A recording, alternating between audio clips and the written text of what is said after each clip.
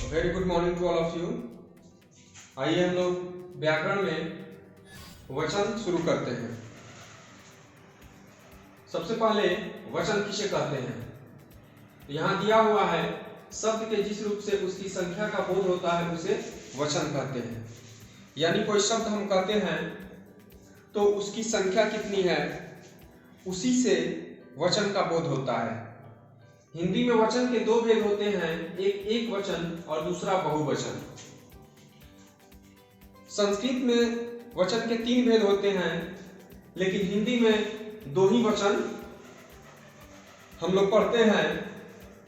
एक वचन शब्द के जिस रूप से एक होने का बोध होता है उसे एक वचन कहते हैं। यानी जब हम कोई वाक्य बोलते हैं और उससे यह बोध होता है कि यह वस्तु एक है तो वहां एक वचन होता है। साथ ही शब्द के जिस रूप से एक से अधिक होने का बोध होता है, यानी वैसे शब्द जिससे यह बोध होता है कि उस वस्तु की संख्या एक से अधिक है, तो वहां क्या होता है? बहुवचन होता है। जैसे हम कहते हैं मोहन के पास एक कलम है, तो यहां एक वचन होता है। लेकिन जब हम कहते हैं कि मोहन के पास चार कलम है या मोहन के पास कलमें हैं, तो यहां बहुवचन हो जाता है। सवाल यह है कि वचन की पहचान हम लोग कैसे करते हैं? तो वचन की पहचान करने के लिए बहुत सारे नियम होते हैं, हम आपको यहां समझाएंगे संज्ञा या सर्वनाम शब्दों के द्वारा।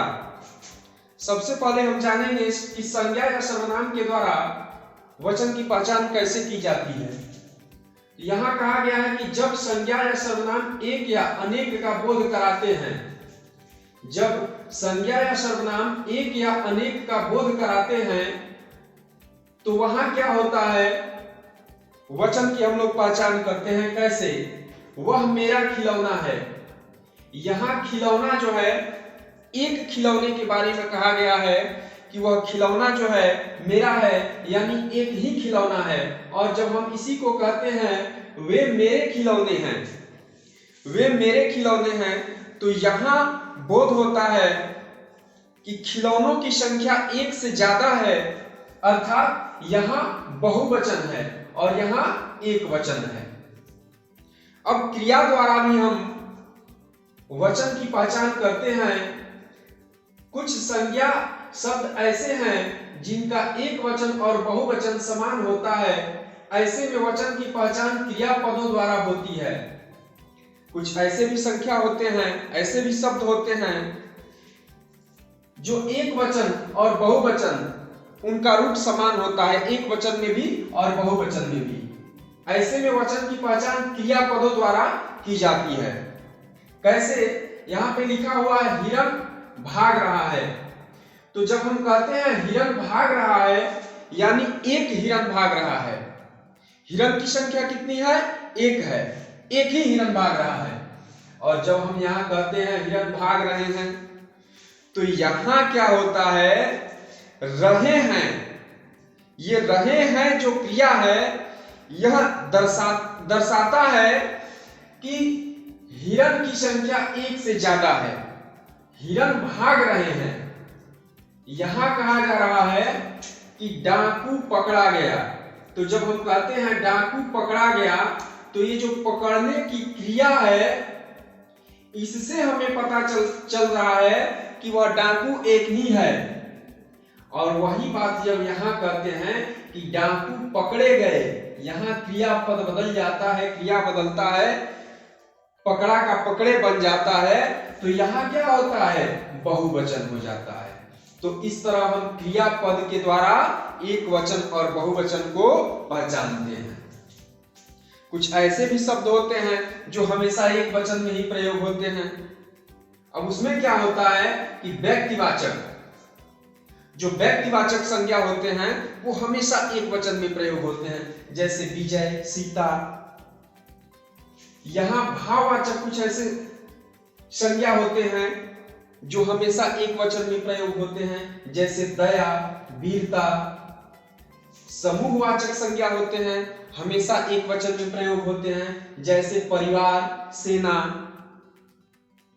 द्रव्यवाचक संज्ञा जो है हमेशा एक वचन में प्रयोग होते हैं, जैसे दूध, सोना। तो ये संज्ञाएं जो हैं व्यक्तिवाचक, भाववाचक, समूहवाचक और द्रव्यवाचक संज्ञाएं, ये हमेशा एक वचन में प्रयोग होते हैं। कुछ ऐसे शब्द होते हैं जो हमेशा सदा बहुवचन शब्द, जो सदा बहुवचन में ही प्रयोग होते हैं, जैसे समाचार हमेशा बहुवचन में प्रयोग होते हैं। आंसू, दर्शन, हस्ताक्षर, प्राण, होश तथा बाल, ये हमेशा बहुवचन में प्रयोग होते हैं।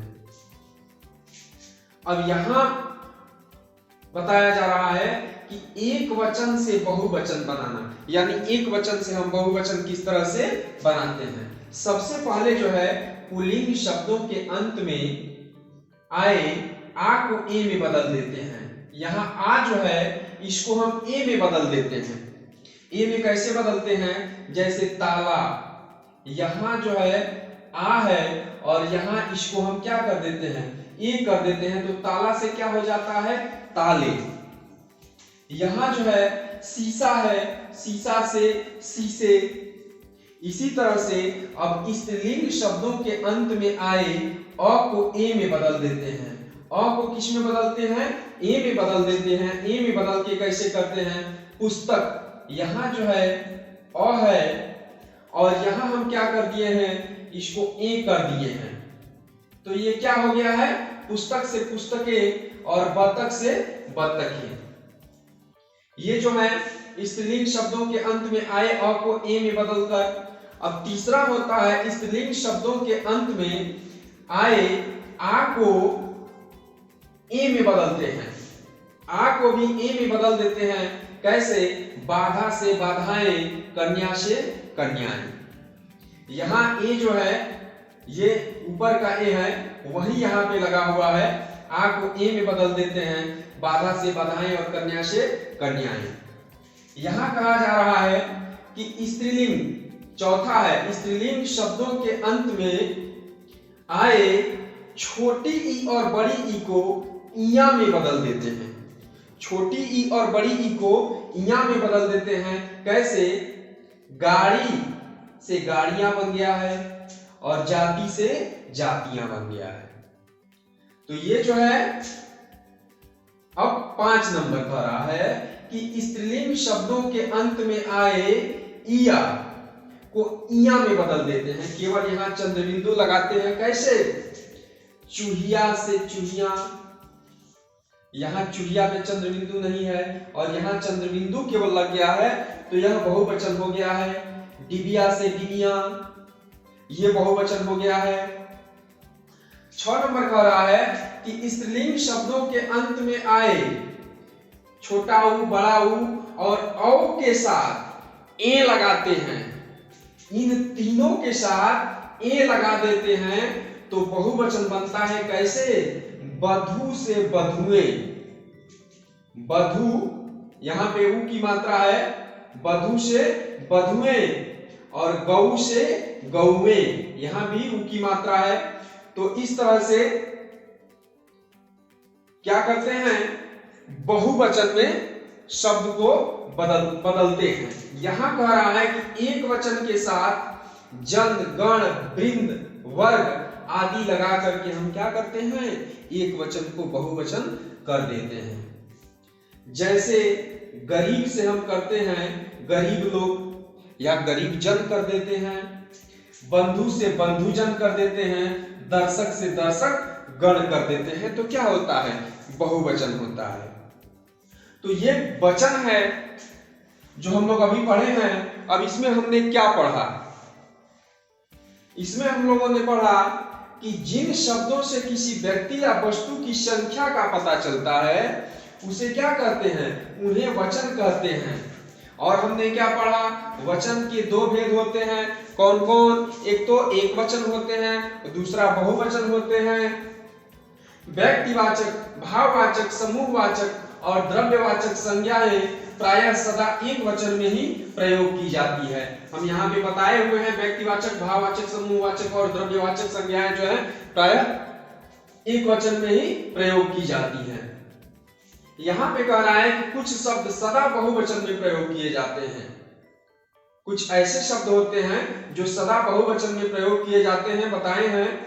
साथ ही वचन की पहचान संज्ञा या सर्वनाम शब्दों से हो जाती है। संज्ञा या सर्वनाम शब्दों से वचन की पहचान हो जाती है। साथ ही संज्ञा सर्वनाम से वचन की पहचान न होने पर क्रिया से ही वचन की पहचान हो जाती है। जहां संज्ञा और सर्वनाम से वचन की पहचान नहीं होती है, वहां क्रिया से वचन की पहचान होती है। तो ये आपका वचन जो है पढ़ाया गया, ये वचन व्याकरण में वचन जो है खत्म होता है। और इसके बाद वाले वीडियो में फिर दूसरा चैप्टर पढ़ाया जाएगा, दूसरा पाठ पढ़ाया जाएगा। तब तक के लिए धन्यवाद।